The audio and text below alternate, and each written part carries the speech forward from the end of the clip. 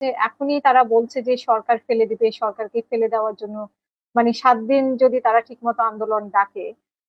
গণের অলি সাহেব বলেছেন যে 3 জনের নাম উল্লেখ করেছেন, নাহিদ, তারপরে মামুনুল হক, ডক্টর শফিকুর রহমান যদি ডাকে তাহলে 20 লাখ লোক এখনই আসবে এবং 1 সপ্তাহের মধ্যে পতন হবে। তো এই একটি বিষয়ে আপনার কাছে শুনতে চাই যে কেন সরকারের পতন এই 5 মাসে ঘটানোর জন্য এত মানে গুঞ্জন বা এতটা হুঙ্কার দিচ্ছে, গুঞ্জন না।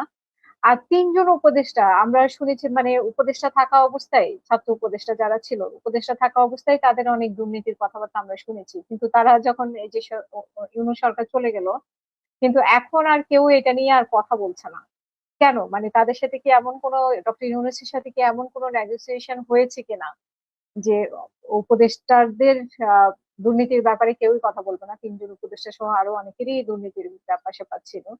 এই আরেকটি বিষয়। এবং গণ অভ্যুত্থানের যে আকাঙ্ক্ষা, সে আকাঙ্ক্ষার জায়গা থেকে মানে এনসিপির কাছে আমরা যেটা আশা করেছিলাম, মানে এনসিপি তো দাবি করে এখন, তো এনসিপির কাছে আমরা যেটা আশা করেছিলাম সেই জায়গাটা আসলে মানে নতুন রাজনৈতিক ধারা বা নতুন কোনো কনসেপ্ট তারা দিবে, কিন্তু আমরা তো দেখতে পাচ্ছি যে পুরাতন থেকেও বরং আরো খারাপ অবস্থা তাদের যাচ্ছে। কিন্তু কেন?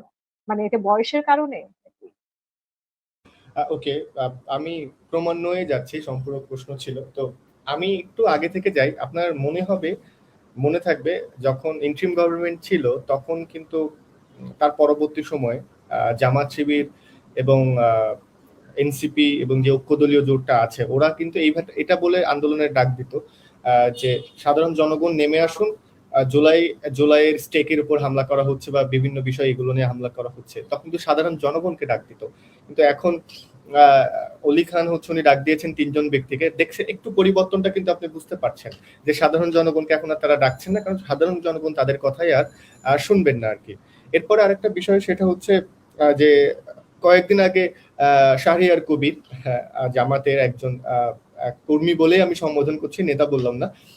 তো উনি বলেছিলেন যে এই এই যে আন্দোলনটা চলছিল নিটের প্রশ্ন ফাঁস নিয়ে ভারতে, ওই আন্দোলনটা নাকি তারাই করিয়েছেন। তো তারা যদি ওখানে আন্দোলন করাতে পারেন সরকার ফেলাতে বেশি সময় লাগবে না।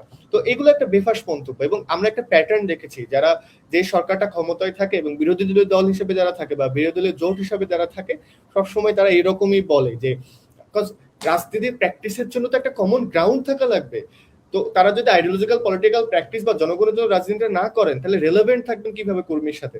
তখন আর কি এই সকল কথাগুলো বলে থাকেন যে আমরা 1 সপ্তাহের মধ্যে সরকার ফেলে দেওয়ার সক্ষমতা আছে, আপনারা প্রস্তুত হন। এক্ষেত্রে কি হবে যে জনগণের মাঝখানে একটা মেসেজ যায়, তখন অবচেতন মনে দলের ওই চিন্তাটা মাথায় থেকে যায়, অ্যাটলিস্ট দলের সাথে কানেক্ট থাকতে পারে।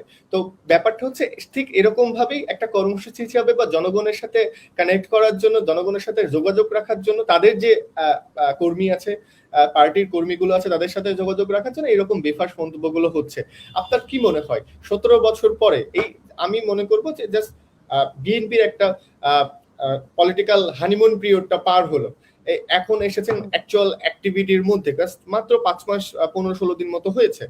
তো সেই জায়গা থেকে মবের যে ব্যাপারটা, আমি জানি না ইসের অ্যাডভাইজারের সময় কিন্তু অনেকগুলো মব হয়েছে, অনেক রকম আন্দোলন হয়েছে, সেক্ষেত্রে বিএনপি এটাগুলো সামাল দিতে সক্ষম হয়েছে। তো এই জায়গা থেকে 17 বছর সিস্টেমটাকে ছেকে নতুন করে তৈরি করে একটা ইম্প্যাক্টফুল কোনো কিছু করা একবারে সম্ভব না, সেক্ষেত্রে সময় প্রয়োজন। এবং আমি মনে হয় বিএনপি সময় নিচ্ছে এবং এইদিকে যাচ্ছে, এবং সবগুলো সিদ্ধান্তগুলো আমি কখনো দেখি নাই যে একবারে নিচ্ছেন, একটু সময় নিয়ে ভেবে চিন্তে নিচ্ছেন। তো সেই জায়গা থেকে রাজনৈতিক জায়গা থেকে আমি তো কিছু বলতে পারবো না, বাট এটুকু বলতে পারবো তার স্টেটমেন্ট যে 7 দিনে 3 জন ব্যক্তিকে, নাহিদ, জামাতের আমির এবং মামুনুল হক 3 জন নেমে আসলে এটা সম্ভব, এটা কখনোই আমার মনে হয় এটা সম্ভব কখনো সময়, এটা ডে ড্রিমিং এর ব্যাপার।